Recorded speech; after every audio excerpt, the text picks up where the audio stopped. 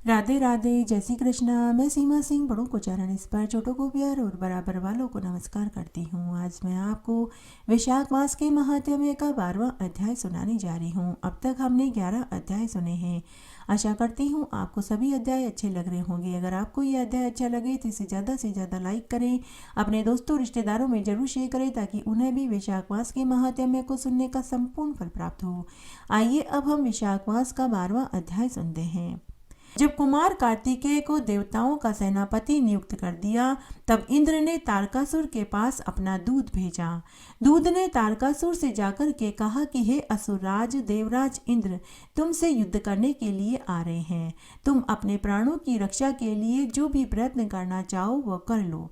कुछ ही समय में कार्तिकेय ने देवसेना के साथ तारकासुर के नगर में प्रवेश किया और उसे चारों ओर से घेर लिया। दैत्यराज तारकासुर भी अपनी सेना के साथ युद्ध भूमि में आ पहुंचा। भयानक युद्ध छिड़ गया। कार्तिकेय का आश्रय पाकर देवता प्रबल हो चुके थे। वे असुरों का संहार करने लगे। तारकासुर ने अपने सामने एक अनुपम बालक को देखा तो कहा कि अरे बालक, तू युद्ध क्यों चाहता है? तू तो अभी बालक है, जा कहीं गेंद खेल। मेरे आगे आकर तू क्यों मरना चाहता है? कुमार कार्तिकेय ने तारकासुर से कहा कि बालक समझकर मेरी उपेक्षा मत करो। विषधर का नन्हा बच्चा भी मार डालने में समर्थ होता है। छोटे मंत्रों में भी अद्भुत शक्ति होती है। अरे दुष्ट, तू बहुत अत्याचार कर चुका। अब निश्चय ही तू मेरे हाथों से मारा जाएगा। कार्तिकेय का कथन अभी पूरा भी नहीं हुआ था कि तारकासुर ने उनके ऊपर अपने वज्र तुल्य मुदगर का प्रहार कर दिया। कार्तिकेय ने अपने चक्र से उसे बीच में ही नष्ट कर दिया।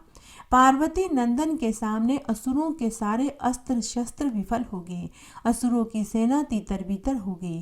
पृथ्वी पर रक्त की सरिता बहने लगी। अमित तेजस्वी कुमार कार्तिकेय ने तारकासुर पर अपनी अमोघ शक्ति का प्रहार किया। वह शक्ति मारक की छाती में प्रवेश कर गई। उसकी छाती फट गई।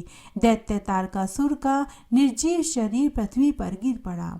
तारकासुर के वध से पृथ्वी का पाप मिट गया। देवतागण शिव पुत्र की स्तुति करने लगे। उनकी प्रसन्नता का पार नहीं था। चारों तरफ कुमार कार्तिकेय की जय जयकार होने लगी। तारकासुर के मारे जाने का समाचार जब उसके पुत्रों को मिला तो उनके पुत्रों को महान दुख हुआ। देवशत्रु तारकासुर के 3 पुत्र थे। उनके नाम थे विद्युन्माली, तारकाक्षी और कमलाक्ष। शिवपुत्र कुमार कार्तिकेय ने जब तारकासुर को मार डाला तब तारकासुर के पुत्र अत्यंत दुखी हो गए। उन सभी ने संपूर्ण भागों को त्याग दिया तथा मेरु पर्वत पर जाकर ब्रह्मा जी को प्रसन्न करने के लिए कठोर तपस्या करने लगे। हजारों वर्षों की उग्र तपस्या के पश्चात लोक पितामह ब्रह्मा जी प्रकट हो गए और उन्होंने उन तारक पुत्रों से कहा कि हे दैत्यों, तुम्हारी तपस्या से मैं प्रसन्न हुआ। बताओ, इस घोर तपस्या के द्वारा तुम लोग कौन सा मनोरथ सिद्ध करवाना चाहते हो? ब्रह्मा जी की बात सुनकर उन तीनों ने अंजलि बांधकर श्रद्धापूर्वक उनके चरणों में प्रणाम किया और बोले कि हे देवेश, अगर आप हम पर प्रसन्न हैं और हमें वरदान देना चाहते हैं तो यह वर दीजिए कि हमारी मृत्यु कभी भी न हो, हम अजर और अमर हो जाएं।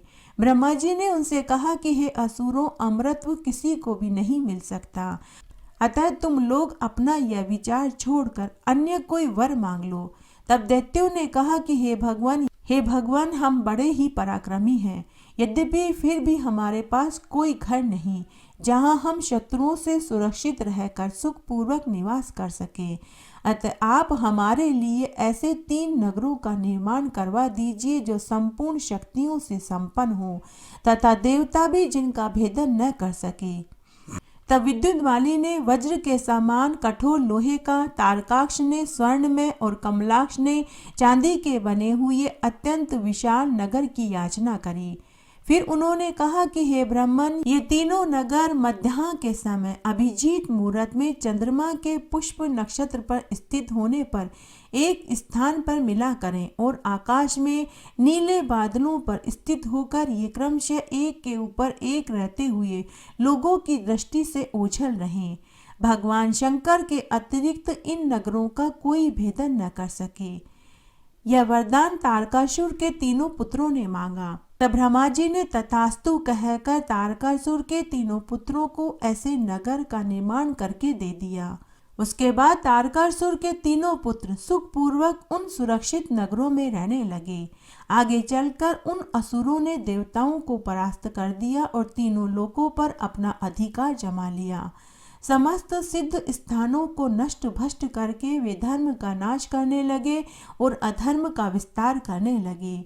इन त्रिदैत्यों के अत्याचार से दुखी होकर सभी देवता ऋषिगण ब्रह्मा विष्णु के साथ भगवान शिव की शरण में गए।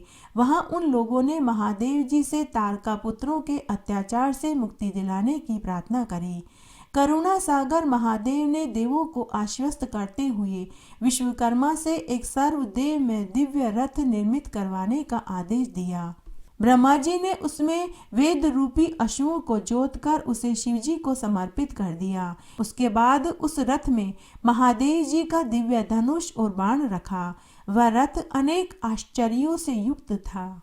स्वयं पितामह ब्रह्मा जी उस रथ के सारथी बने। उस अद्भुत रथ पर सवार होकर परमेश्वर महादेव त्रिपुर के निकट पहुँचे। कालवश उस दिन तीनों पुर एक सीत में आ गए। महादेव जी ने अपने दिव्य धनुष पर पाशुपतास्त्र नामक बाण चढ़ाकर छोड़ दिया। उस समय अभिजीत मुहूर्त चल रहा था। देखते ही देखते त्रिपुर जलकर राख के ढेर में बदल गया। देवता लोग भगवान महादेव की जय जयकार करने लगे। उसके बाद सभी दैत्य शिव पूजा करने लगे और वे सब अगले जन्म में शिवजी के गण बने। इस तरह कई बरस बीत गए। फिर एक समय की बात है, दैत्य फिर से प्रबल हो गए और वे लोगों को पीड़ा पहुंचाने लगे और धर्म का लोप करने लगे। इससे विचलित होकर फिर से देवतागण भगवान विष्णु के पास गए। श्री हरि ने पूछा कि हे देवताओं, इस समय तुम्हारे आने का क्या कारण है? मैं तुम लोगों के किस काम आ सकता हूँ? निसंकोच होकर कहो, मैं जरूर तुम्हारी मदद करूँगा। देवताओं ने कहा कि हे देव रक्षक हरि, हम लोग एक दैत्य के अत्याचार से अत्यंत दुखी हैं। शुक्राचार्य की सलाह और तपस्या के बल से वे प्रबल हो गए हैं। हम सभी देवता उन पराक्रमी दैत्यों के सामने विवश हो गए हैं।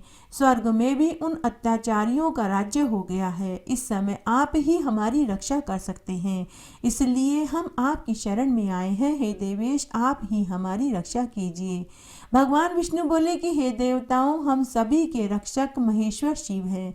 उनकी कृपा से मैं धर्म की स्थापना तथा असुरों का नाश करता हूँ। तुम लोगों का कष्ट दूर करने के लिए भी मैं उन्हीं सर्वलोक महेश्वर की उपासना करूँगा। मुझे पूर्ण विश्वास है कि वे परम दयालु शिव अवश्य प्रसन्न होंगे और तुम लोगों के दुखों को दूर करने के लिए कोई न कोई उपाय जरूर ढूंढेंगे। देवताओं से ऐसा कहकर श्री हरि महादेव जी की उपासना करने के लिए कैलाश पर चले गए। वहां पहुंचकर वे विधि पूर्वक भूत भावन भगवान महादेव की आराधना करने लगे। वे नित्य 1000 नामों से महेश्वर शिव की स्तुति करते और प्रत्येक नामों उच्चारण के साथ एक एक कमल पुष्प अपने आराध्य देव को अर्पित करते। इस प्रकार भगवान विष्णु की ये शिव उपासना सहस्त्र दिव्य वर्षों तक निर्बाध चलती रही।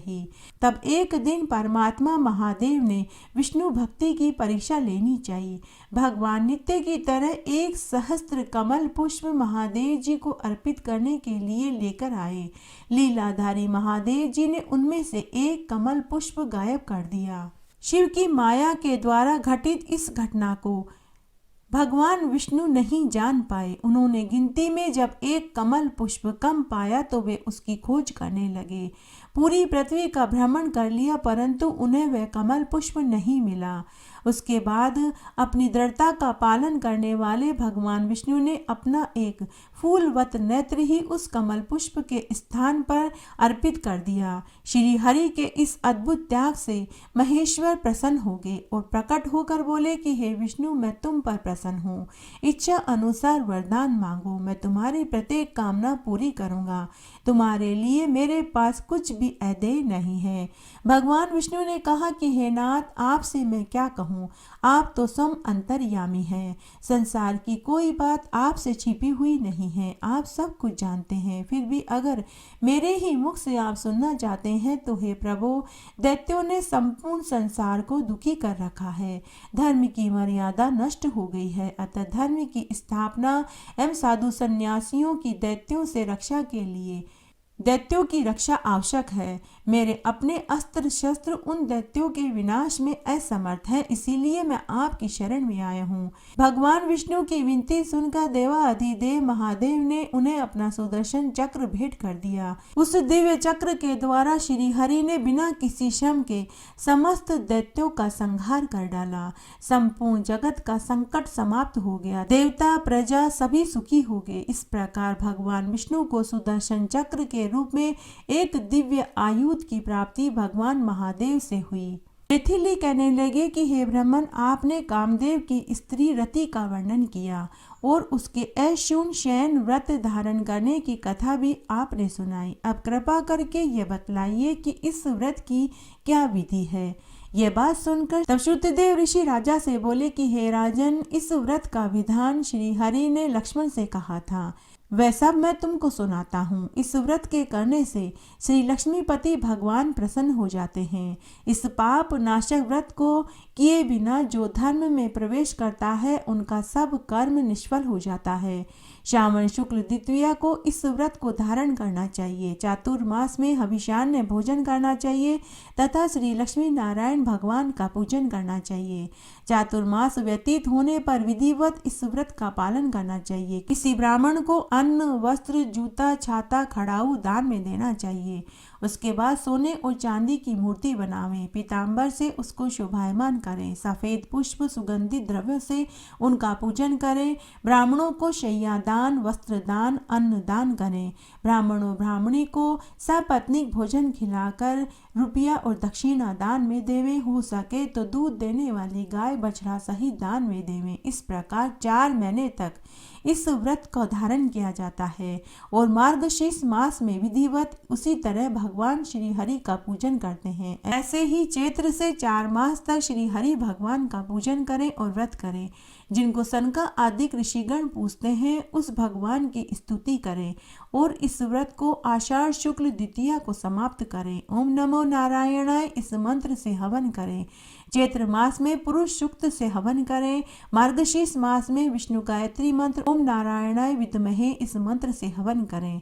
शुद्धदेव ऋषि आगे बोले कि हे राजन, यह व्रत मैंने तुम्हें विस्तार पूर्वक कहा। इसको करने से भगवान जगन्नाथ बहुत जल्द प्रसन्न हो जाते हैं और उनकी प्रसन्नता से अनेक सुख, संतान, धन, समृद्धि की प्राप्ति होती है। दशों दिशाओं में कीर्ति फैलती है। इस व्रत को करने से इस संसार के समस्त सुख और मरने के बाद वैकुंठ लोक की प्राप्ति होती है, इसमें कोई संदेह नहीं है। आइए अब हम वैशाख मास के स्नान की एक पौराणिक कथा सुनते हैं। एक बार एक शिकारी था। वह वन्य पशुओं को मारकर अपने परिवार का भरण पोषण करता था। उस शिकारी का यही आजीविका का स्रोत था। तब एक बार वैशाख का महीना था। वह शिकारी वन में हिरण का शिकार करने के लिए गया। तभी उसे एक हिरनी दिखाई दी। शिकारी ने तीर चलाकर हिरनी पर निशाना लगाया और शिकारी का तीर उस हिरनी को जाकर के लगा। हिरनी छटपटाती हुई तड़पकर बेहोश हो गई। शिकारी उस हिरनी के पास पहुंचा। शिकारी ने उसे मृत समझा। शिकारी जैसे ही उस हिरनी को उठाने लगा तभी उस हिरनी का वाचा फूटा। वह बोली कि अरे मूर्ख शिकारी, मैं गर्भवती थी। तूने मेरे साथ मेरे बच्चे को भी मार डाला। अब मैं तुझे पिशाच होने का शाप देती हूँ। उसी क्षण उस हिरनी ने हिरनी का शरीर छोड़कर एक सुंदर अप्सरा का रूप ले लिया और एक सुंदर बच्चे को गोद में लेकर देव विमान में बैठकर जाने लगी। तभी वह शिकारी जो पिशाच योनि को प्राप्त हो चुका था उस सुंदर स्त्री से बोला कि हे देवी, मैंने अज्ञानतावश तुम्हारे ऊपर तीर चलाया। मुझे नहीं मालूम था कि तुम गर्भवती हो। अब कृपया तुम अपने बारे में बताओ कि तुम कौन हो। तब उस सुंदर स्त्री ने शिकारी से कहा कि अरे मूर्ख, मैं तो इंद्रलोक की अप्सरा थी। माँ बनने का सुख पाना चाहती थी, इसीलिए मैंने भगवान इंद्र से हिरणी बनने का वरदान मांगा ताकि मैं बच्चा पैदा करने के सुख का अनुभव कर सकूं। और इसीलिए मैं हिरणी बनकर इस वन में यह सुख भोग रही थी। लेकिन तूने मुझे मारकर मुझे इस सुख से वंचित कर दिया। तब वह शिकारी से पिशाच बना वह पिशाच अप्सरा के चरणों में गिरकर गिड़गिड़ाने लगा और रोने लगा और अपने शाप का उपाय पूछने लगा। हे देवी, मुझे अपने द्वारा दिए गए शाप का निवारण बताती जाओ। तब वह सुंदर अप्सरा बोली कि हे शिकारी, मेरा दिया हुआ शाप मैं वापस नहीं ले सकती, लेकिन मैं तुम्हें इसका उपाय बताती हूँ। 100 बरस बाद जब कलयुग में बैसाख का महीना आएगा, तब एक मुनि के द्वारा तुम्हारा उद्धार होगा। ऐसा कहकर वह अप्सरा अंतर्ध्यान हो गई। इस तरह 100 बरस तक वह शिकारी पिशाच के रूप में उस वन में तड़पता रहा और दुख उठाता रहा। तब 100 वर्ष बाद एक मेघावी मुनि बैसाख मास में उस वन से गुजर रहे थे। उनके मुख से विष्णु भगवान के नाम का उच्चारण हो रहा था। उसी वन में बरगद के पेड़ से वही पिशाच उल्टा लटका हुआ दर्द भरी पीड़ा से कष्ट उठा रहा था। तब उस मुनि के द्वारा विष्णु भगवान के नामों को सुनने से उस पिशाच को अपने पूर्व जन्म की सभी बातों का स्मरण हो आया। वह पिशाच मेधावी मुनि के सामने हाथ जोड़कर खड़ा हो गया। तब उस पिशाच ने मेधावी मुनि को अपने पूर्व जन्म का सारा वृतांत कह सुनाया और कहा कि हे देव, आज मुझ पर विष्णु भगवान की असीम अनुकंपा हुई है कि आपका इस वन में से गुजरना हुआ। आज आपके मुख से विष्णु भगवान के नाम को सुनने से मुझे अपने पूर्व जन्म की सभी बातों का स्मरण हो आया। हे देव, अब आप मुझे इस पिशाच योनि से मुक्ति दिलाई है। हे देव, अब आप ही मुझे इस पिशाच की योनि से मुक्ति दिलवाइए। अब आपके हाथों ही मेरा उद्धार होगा। मुझे इस पिशाच की योनि में पड़े हुए 100 बरस हो चुके हैं। और ऐसा कहकर उसने अपने पूर्व जन्म की सभी बातें मुनि को बताई। तब वह पिशाच मुनि से बोला कि हे मुनिवर, आज मुझे पूरा भरोसा है कि आपके हाथों ही मेरा उद्धार होगा। हे मुनिवर, कृपा करके आप मुझे पिशाच की योनि से मुक्ति दिलवाइए। तब मेधावी मुनि ने अपने वैशाख मास के पुण्य का फल उस पिशाच को प्रदान कर दिया, जिससे उस पिशाच को मुक्ति मिल गई। इस तरह आज मैंने इस अध्याय में आपको वैशाख मास के स्नान की एक पौराणिक और पापनाशिनी कथा सुनाई। आशा करती हूँ यह आपको जरूर पसंद आएगी। आइए इस अध्याय में हम एक पौराणिक कहानी सुनेंगे। शकुनी गांधार का राजकुमार था। उसके 100 भाई और एक बहन गांधारी थी। गांधारी के राजा सुबल ने अपनी पुत्री गांधारी का विवाह धृतराष्ट्र के साथ किया था। जब शकुनी को पता चला कि उनकी बहन का विवाह एक अंधे राजकुमार के साथ किया जा रहा है, तो वह महामहिम भीष्म पर बहुत क्रोधित हुए, क्योंकि भीष्म ही राजा सुबल के पास इस विवाह का प्रस्ताव लेकर आए थे। राजा सुबल भीष्म के प्रस्ताव को अस्वीकार नहीं कर पाए, क्योंकि भीष्म उस समय के महाशक्तिशाली राज्यों में से एक हस्तिनापुर के सर्वे सर्वा थे। उधर गांधारी को एक ज्योतिषी से पता चला कि उसकी किस्मत में उनका पहला पति मर जाएगा। तब ज्योतिषी के कहे अनुसार गांधारी का विवाह एक बकरे से कराया गया, फिर उस बकरे को मार दिया गया। उसके कुछ समय के बाद गांधारी का विवाह हस्तिनापुर के राजकुमार धृतराष्ट्र से हो गया। विवाह के कुछ वर्षों के बाद जब धृतराष्ट्र को इस बात का पता चला कि उनका विवाह एक विधवा से हुआ है, तो उन्हें बहुत क्रोध आया। धृतराष्ट्र ने राजा सुबल और उनके 100 पुत्रों को बंदी बना लिया। राजा सुबल और उनके 100 पुत्रों को धृतराष्ट्र ने अंधेरे कारावास में डाल दिया और उन्हें हर दिन केवल एक मुट्ठी चावल खाने को दिया जाने लगा। धीरे धीरे राजा सुबल के सभी पुत्र मरने लगे। तब राजा सुबल ने रोते रोते शाप दिया, हे धृतराष्ट्र, एक दिन तुम भी अपने पुत्रों को खोने का दुख महसूस करोगे।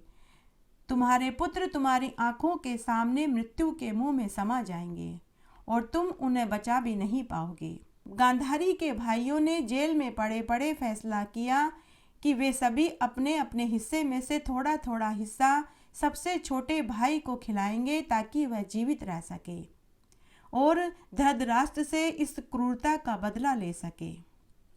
इस प्रकार उन राजकुमारों में से सबसे छोटा शकुनी सारा चावल खाने लगा, जबकि उसके सारे भाई और उसके पिता धीरे धीरे मृत्यु को प्राप्त हो गए। अपनी मृत्यु से पहले राजा सुबल ने शकुनी से कहा कि पुत्र, तुम अपने पिता और अपने भाइयों की मौत का बदला जरूर लेना। इसके लिए तुम मेरी जांघ की हड्डी में से एक पासा बनाना। वह पासा हमेशा तुम्हारा आदेश मानेगा। वह तुम्हें पासे के खेल में कभी हारने नहीं देगा और तुम धृतराष्ट्र को उससे भी ज़्यादा दर्द देना जितना कि उसने हमें दिया है। मेरा आशीर्वाद हमेशा तुम्हारे साथ रहेगा। इस तरह एक दिन राजा सुबल की भी मृत्यु हो गई। शकुनी ने प्रतिज्ञा के अनुसार वही किया जैसा कि उसके पिता ने कहा था। जब शकुनी को कारावास से बाहर निकाला गया तब वह दुर्योधन और गांधारी के साथ रहने लगा।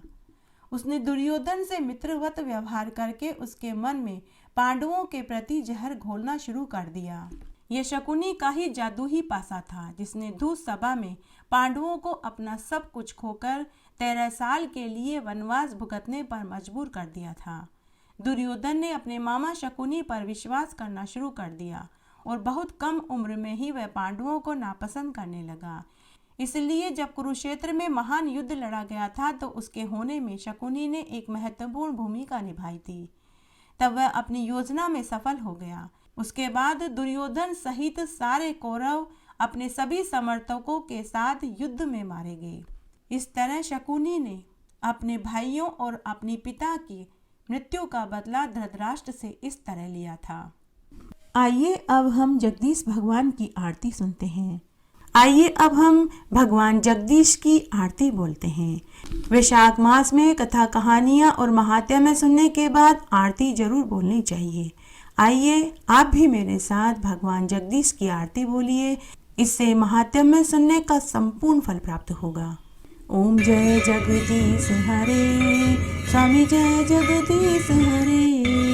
भक्त जनों के संकट, दास जनों के संकट क्षण में दूर करे। ओम जय जगदीश हरे। जो ध्यावे फल पावे, दुख बिन से मन का। स्वामी दुख बिन से मन का। सुख संपत्ति घर आवे, कष्ट मिटे तन का। ओम जय जगदीश हरे। बात बीता तुम मेरे, शरण गहूँ किसकी। स्वामी शरण गहूँ किसकी। तुम बिन और न दूजा, आस करूँ जिसकी। ओम जय जगदीश हरे। तुम पूर्ण परमात्मा, तुम्हें अंतर्यामी। स्वामी तुम्हें अंतर्यामी। पार ब्रह्म परमेश्वर, तुम सबके स्वामी। ओम जय जगदीश हरे। तुम करुणा के सागर, तुम पालन करता। स्वामी तुम पालन करता। मैं मूर्ख खल कामी, कृपा करो करता। ओम जय जगदीश हरे। तुम हो एक अगोचर, सबके प्राणपति। स्वामी सबके प्राणपति। किस विध मिलूं दया मैं, तुमको मैं कुमति। ओम जय जगदीश हरे। दीन बंधु दुख हरता, तुम ठाकुर मेरे। स्वामी तुम रक्षक मेरे। अपने हाथ उठाओ, द्वार पड़ा तेरे। ओम जय जगदीश हरे। विषय विकार मिटाओ, पाप हरो देवा। स्वामी पाप हरो देवा। श्रद्धा भक्ति बढ़ाओ, संतन की सेवा। ओम जय जगदीश हरे। तन मन धन सब कुछ अर्पण है तेरा। स्वामी सब कुछ है तेरा। तेरा तुझको अर्पण, क्या लागे मेरा। ओम जय जगदीश हरे। ओम जगदीश की आरती जो कोई जन गावे। स्वामी जो कोई जन गावे, कहत शिवानंद स्वामी, मन वांछित फल पावे। ओम जय जगदीश हरे। ओम जय जगदीश हरे। स्वामी जय जगदीश हरे। भक्त जनों के संकट, दास जनों के संकट क्षण में दूर करे। ओम जय जगदीश हरे। इस तरह आज हमने वैशाख मास का 12वां अध्याय सुना। आशा करती हूँ यह आपको जरूर पसंद आएगा। मेरे साथ बने रहने के लिए आपका धन्यवाद। आगे आने वाली कथा कहानियों के लिए भी आप इसी तरह मेरे साथ बने रहें। धन्यवाद।